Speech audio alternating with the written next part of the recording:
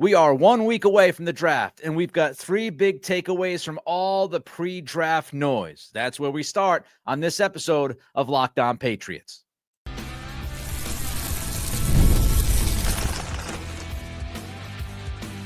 You are Locked On Patriots, your daily New England Patriots podcast.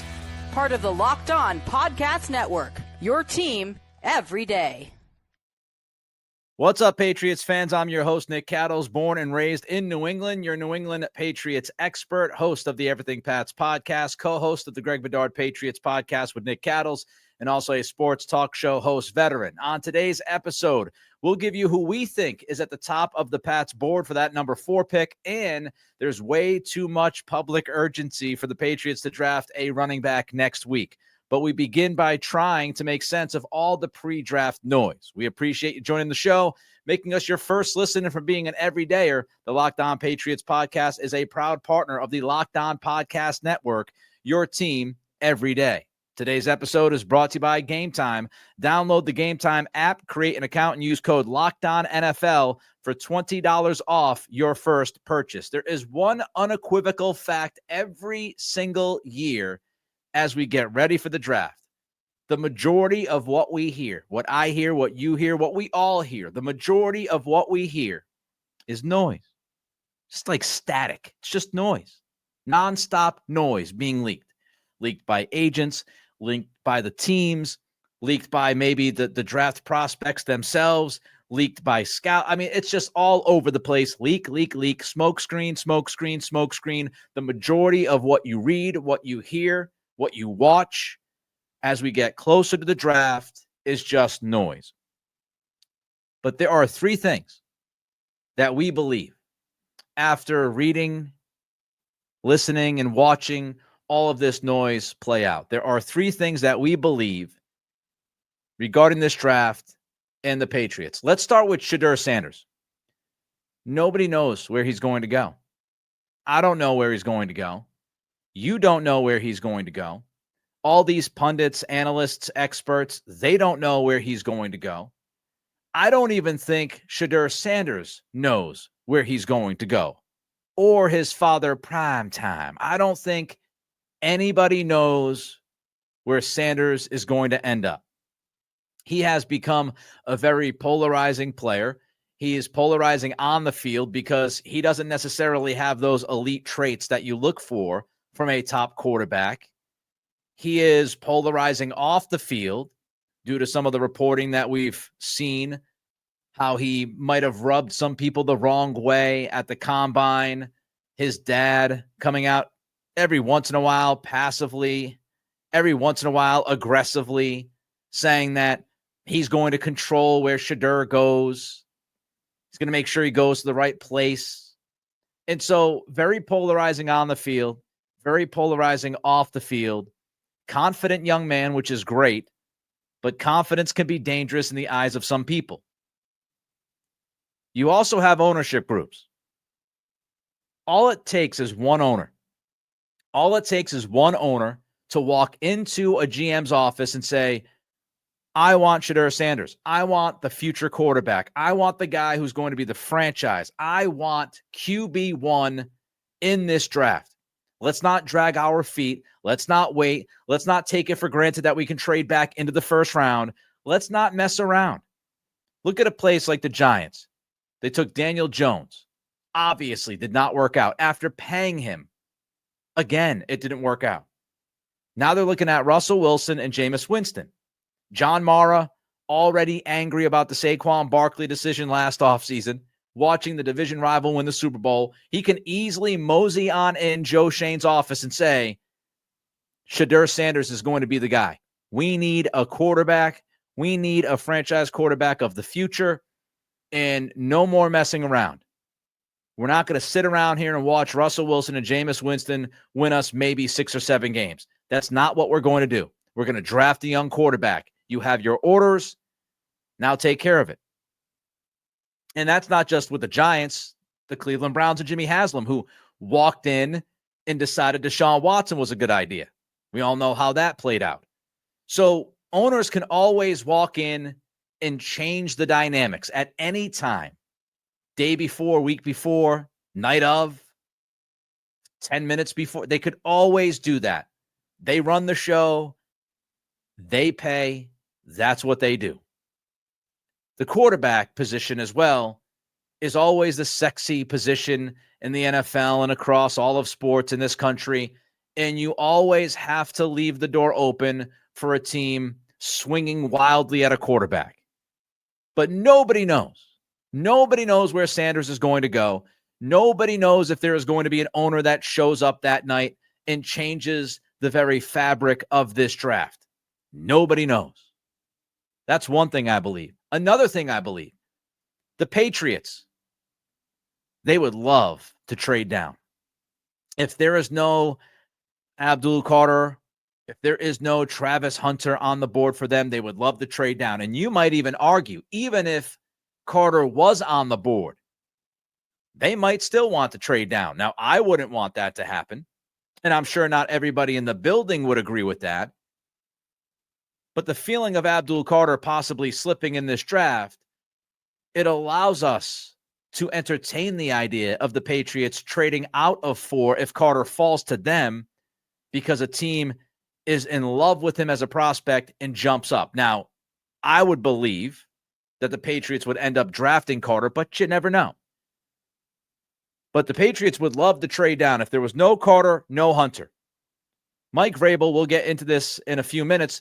Vrabel said during his pre-draft press conference that they're looking at a handful of guys for the 4th pick. If you're looking at a handful of guys for the 4th pick, it's rather obvious that there is no clear-cut decision. Now, Carter, Hunter, we understand that part of it. But usually, and of course, Vrabel might be playing games, but I honestly believe the Patriots have been looking at this draft, and once you get past Carter, Hunter, you're asking yourself, who's the guy we want to draft at number 4? It could be this guy. It could be this guy. It could be this guy.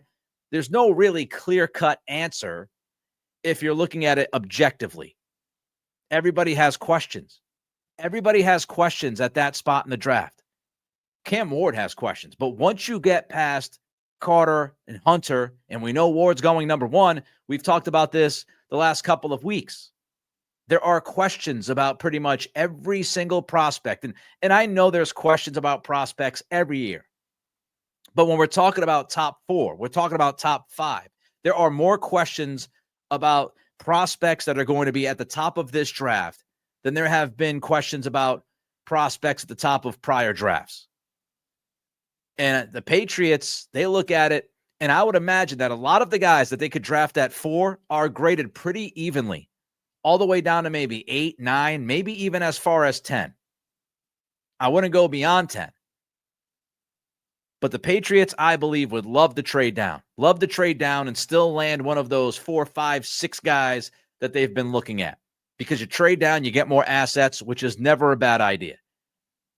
Here's my final thing that I believe after hearing all of the noise the past several weeks. Embrace this. The Patriots are likely reaching at 4. They're reaching. This draft is about starters, not necessarily stars.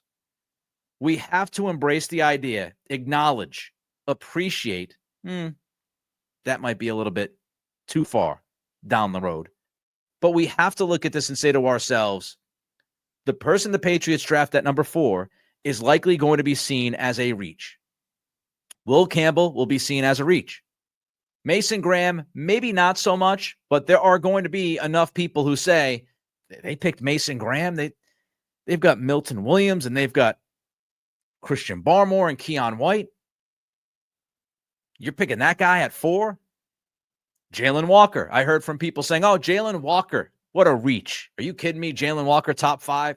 Some people wanted Tet McMillan. Now people believe Tet McMillan is going to fall to 15 to 20. That's somewhere maybe even into the 20s, according to Burt Breer. Tet McMillan will be seen by many people as a reach at 4. So just embrace it. This is a starter versus stars draft. Not to say there won't be more than a couple of stars out of this draft. There always are. Puka Nacua out of the 5th round a couple of years ago. There will be more stars than people expect. But you still look at this in the majority. Generally speaking, we're talking a starter draft, not a star draft. So whoever gets picked at number 4, it's going to be an eye of the beholder type of situation. There are going to be people that hate it. There are going to be people that love it, like it. But we all have to understand the person who gets picked 4th, unless it's Carter or Hunter, is going to be seen as a reach. It's as simple as that. All right, as we mentioned earlier, Coach Vrabel says the Pats are looking at a handful of guys to take at number 4. We give you our list of 5 next as we continue with today's episode of Locked On Patriots, part of the Locked On Podcast Network, your team every day. There's nothing like the atmosphere of an NBA playoff game. Every bucket, every defensive stop, every moment feels huge. It's electric in the arena. And with Game Time, you can be part of it without the stress of last-minute ticket hunting. Celtics open up their series against the Magic on Sunday, and you can be there. Game Time makes it fast and easy to get playoff tickets, even when demand is sky high. Prices on the app actually go down as tip-off gets closer, and their last-minute deals can save you up to 60%. We're talking last-minute deals with that saving. Man, oh man, the all-in pricing, no surprise fees at checkout. What you see is what you pay. Take the guesswork out of buying tickets with Game Time. Download the Game Time app, create an account, and use code LOCKEDONNFL for $20 off your first purchase. Terms apply. Again, create an account and redeem code LOCKEDONNFL for $20 off. Download Game Time today. Last-minute tickets, lowest price, guaranteed. 5 guys. Mike Vrabel said the Patriots are looking at a handful of guys for that number 4 pick. Let's get 2 out of the way. It's the 2 we've already talked about. It's the 2 that you know about. It's the 2 that we all agree are the best prospects in this draft. And I'm talking about Carter. I'm talking about Hunter. So let's just wipe those 2 guys away from this conversation. So let's really just look at this as a trio. Yeah, there's a handful of guys, but Carter and Hunter are 2 of those 5. So let's just put them aside, and let's look at the 3 that remain. Who do you think are the other 3 prospects that the Patriots would be looking at to spend that 4th pick on? Now, what I would do is I would look at what Mike Vrabel had to say earlier in the week at that pre-draft press conference. We went over it on the prior podcast. You can check it out right here on Locked On. I would use what Vrabel had to say during that press conference as a guide. I think there is a lot of useful information in what Vrabel told the media at that presser to pull out and guide you to find the 3 names. Let's begin with Will Campbell. There's no doubt in my mind that Will Campbell is on this list of 3. If the Pats have 5 guys on the list, you've got Hunter, you've got Carter, and then you've got Will Campbell. Let's go back to what Vrabel spoke about at the presser. He brought up positional value. Will Campbell is seen as the top tackle in this class by many, not all, but by many pundits, by many experts, many analysts. They will tell you that Will Campbell is the best left tackle in this draft.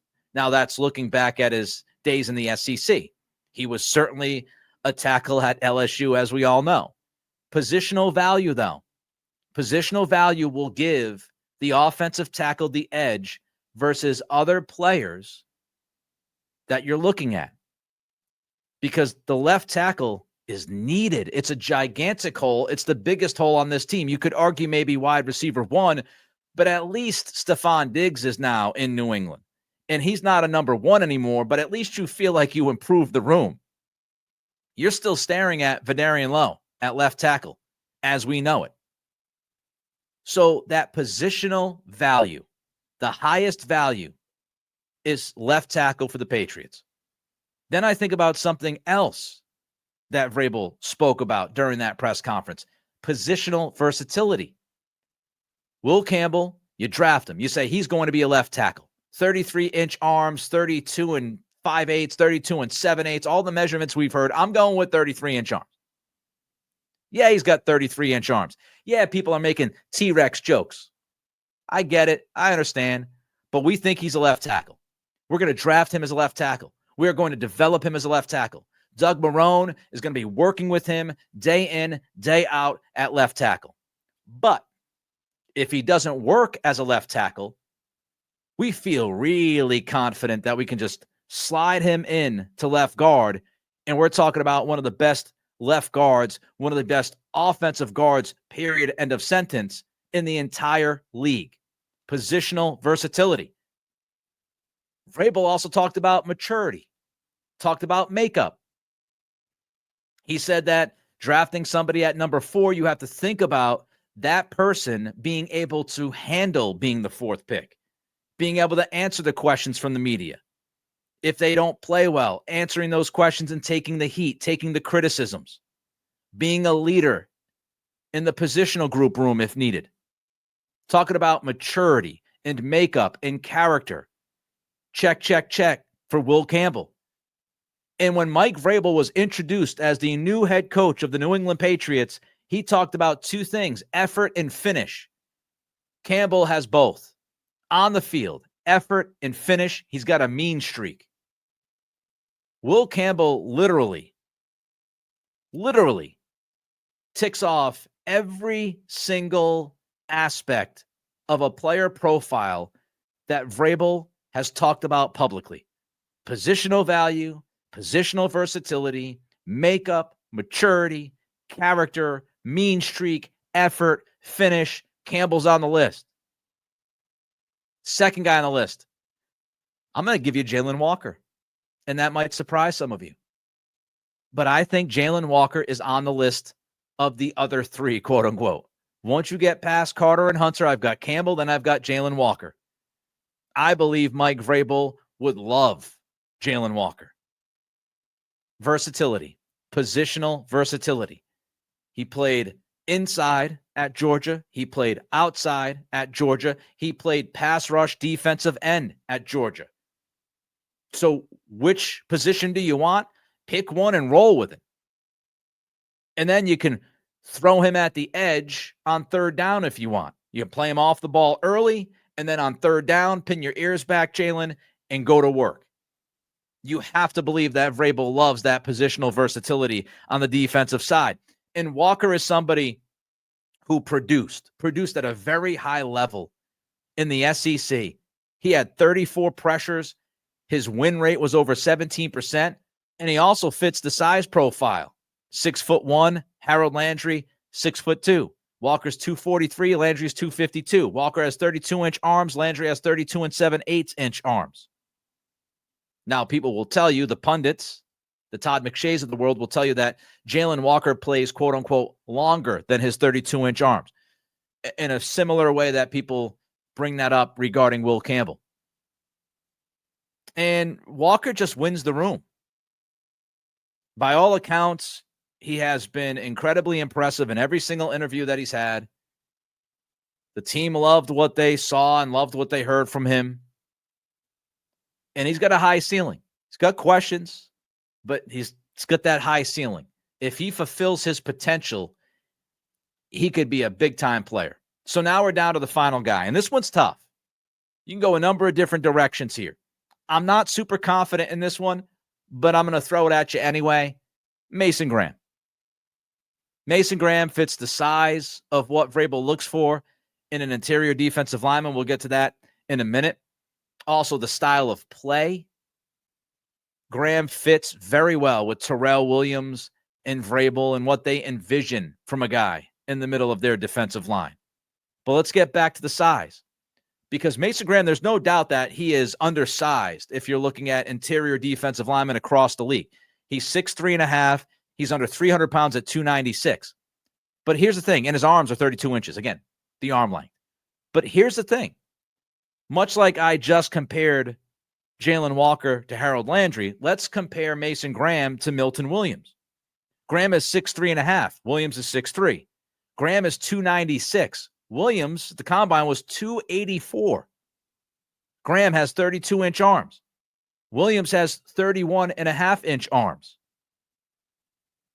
And you can look at hands. Graham has 9 1/8 inches hands, while Williams has 9 3/4 inch hands. So Mason Graham is built, when you look at height, weight, arm length, He's actually bigger than Milton Williams, and we just saw what the Patriots paid Milton Williams to be the star of their free agency. And Mason Graham plays with TikTok. He got major TikTok, nonstop motor. You talk about on the field effort, as I just mentioned, effort and finish, effort for days. Graham does not quit. He will not stop. He's got unbelievable TikTok when he's out there. And you can talk about versatility.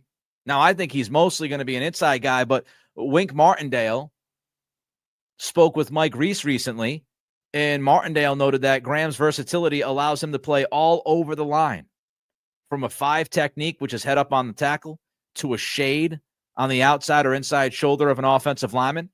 And Reese writes, because of that, Wink views Graham as a matchup option that defenses can isolate against an opposing offensive line's weakest link. Mason Graham is a former wrestler. That's all you need to know. You want to talk about grit? You want to talk about effort? You want to talk about motor? Wrestlers. Wrestlers have those things for days. So that's what I think. The 5. Hunter, Carter, Campbell, Walker, Graham. I would not, speaking of the draft, I would not overspend on a running back next weekend. My reasons why, coming up next as we continue with today's episode of Locked On Patriots, part of the Locked On Podcast Network, your team every day. As a small business owner, your work doesn't end when the clock hits 5. Your business is always on your mind, which means when it's time to hire, you need a partner that works just as hard as you do. That's where LinkedIn Jobs comes in. When you clock out, LinkedIn clocks in. LinkedIn makes it easy to post your job for free, share it with your network, and get qualified candidates all in one place. Yes, I said qualified. Post your job. LinkedIn's new feature can help you write job descriptions and then quickly get your job in front of the right people with deep candidate insights. And here's a pro tip. Add the hashtag hiring frame to your profile picture to double your reach to qualified candidates. No wonder 72% of small businesses say LinkedIn helps them find high-quality hires. Post your job for free at linkedin.com/LockedOnNFL. That's linkedin.com/LockedOnNFL to post your job for free. LinkedIn.com/LockedOnNFL. Terms and conditions apply. All right, some of you are way too excited to spend a top 50 pick on a running back this year. Me, I have less urgency. I'm not freaking out. I see people talking about the Patriots drafting a running back at 38. I see some people saying draft Ashton Genty at number 4. I'm not running out and drafting a running back in the top 50 unless there are good reasons for it. That's why I have less urgency. Let me count the ways. Let's begin here. Who do you have on the roster? I know Ramondre Stevenson had a lot of fumbles last year. I understand. I understand that he was disappointing and all of that, but I still believe Ramondre Stevenson is a good NFL running back. I think Antonio Gibson is a very good NFL running back. Alex Van Pelt underutilized Gibson last year, in my opinion. And we also have to appreciate that Josh McDaniels is going to be the offensive coordinator, not Alex Van Pelt. I don't think there's going to be confusion about which run scheme you're going to go with. Josh McDaniels understands what Ramondre Stevenson does best. Stevenson, duo, downhill, run game scheme. That's what I anticipate. McDaniels will get the best out of Dre. Gibson, hopefully, will also be utilized more, and he will be utilized correctly. Former wide receiver in college. But for some reason, Van Pelt hardly ever threw the football to Gibson, unless he was a safety valve or a screen pass every once in a while. Antonio Gibson can run legitimate routes. I was excited about him signing last year, and I thought he was one of the better players on the team last season. And I believe that McDaniels will get much more out of Gibson than Van Pelt ever did. He understands what Gibson does, the strengths, the weaknesses, and he will get him out on the field, and he will get him into space at times as a receiver. He will line him up at the line of scrimmage as a receiver, and you will see a different dimension to Antonio Gibson more often in 2025 than you did in 2024. And do you want to go crazy and spend a top 50 pick on your third running back or a third down back? Is that where this team is right now? Back-to-back 4-win seasons. Spending a top 50 pick on a running back that's going to be a third down guy and a third guy on your roster at that spot. Is that really what you want the Patriots to spend a top 50 pick on? That's a pretty heavy investment to me. That's a heavy investment for that position, a heavy investment for that role. This is not a situation where you've got your wide receivers figured out, your offensive line figured out. You got a young defensive end. You don't have those things. So to leapfrog those positions, dismiss those positions, ignore those positions, however you want to put it, and draft a running back in the top 50, man, it's going to be your third down back unless you're going to get rid of Ramondre Stevenson. Now, of course, you could cut Gibson, but I don't know why you would. He's on a very manageable contract, and I think he's somebody who can play good football for you. And if you're going to use a top 50 pick on a running back, if you're going to draft a running back at 438, you have to understand one thing. This draft is incredibly deep when it comes to that position. Incredibly deep. Many analysts out there will tell you there's upwards of 30 guys in this draft that are draftable. There are 30 running backs that could get drafted. Maybe even more than 30 running backs could get drafted in the draft next weekend. And what does that mean? That means you're going to be able to find starters in the third round, fourth round, maybe even the fifth round. Let's look at Dane Brugler's list from The Athletic of running backs. Here are guys that are likely going to be there for you starting at picks 69, and you could probably go into the 100 range with these guys. Not all of them, but let's say the range is from 69 to 100, just over 100 in the draft. Dylan Sampson from Tennessee took a top 30 visit with the Patriots. He could be there at 69. RJ Harvey from UCF. He's likely going to be there. Trevor Etienne just actually took a visit with the Patriots. One of the last visits, if not the last top 30 visit in Gillette Stadium. Trevor Etienne from Georgia. How about LaQuint Allen from Syracuse? Cam Scatterbo from Arizona State. On and on and on and on and on. There are so many running backs in this draft that I just don't know why you would have that kind of urgency to spend a top 50 pick at that position. You can land a guy at 69, 77. You can land a guy in the early 100s, the low 100s. And I'm not just talking about a jag. I'm talking about somebody who can eventually be your starting running back. There are going to be guys in this draft, plenty of them at that position, that are drafted in the third, fourth, fifth round. There might even be guys in the sixth round drafted that end up starting. There could be UDFAs that end up being pivotal pieces to the running back puzzle for multiple rosters across the league. Position's just so deep in this draft. Like, if you want to sit there and talk to me about, oh, we can draft the fourth or fifth running back. Okay, do you want to draft the third or fourth or fifth running back, or do you want to draft the fifth or sixth defensive end? Do you want to draft the fourth or fifth running back, or do you want to draft the third or fourth wide receiver? Do you want to draft Travion Henderson, or do you want to draft Emeka Egbuka? That's the conversation at 38. So I would not be losing my mind if I were the Patriots to try to find a running back in the top 50. You are going to have the opportunity to draft somebody who can make an impact on your roster day one at that position. You're going to have plenty of opportunity to find that guy later in the draft. And if you do draft somebody at 38, that's a running back, that guy's talent has to significantly trump the talent of other players at premium positions that are sitting there at 38. If you're going to draft a running back at 38, you better tell me, let's say Egbuka is there at 38, which he might not be.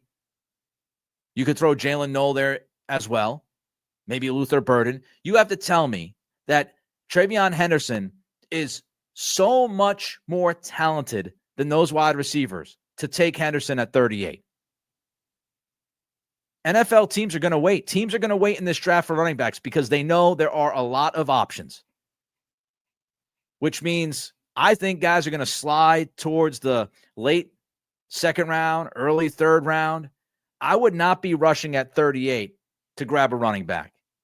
I think that would be bad business. All right, that wraps up this edition of Locked On Patriots. Tomorrow on the show, certainly more draft talk. Let me know your thoughts on today's topics. Reach out to me on Twitter at NickCRadio. And don't forget to throw a comment in on the YouTube channel. Thank you for making Locked On Patriots your first listen today. For your second listen, check out the Locked On NFL Draft with Damian Parson and Keith Sanchez. You get the latest draft rankings, rumors, and news every day. Find Locked On NFL Draft on YouTube or wherever you listen to podcasts. Have a great day. I'll see you tomorrow.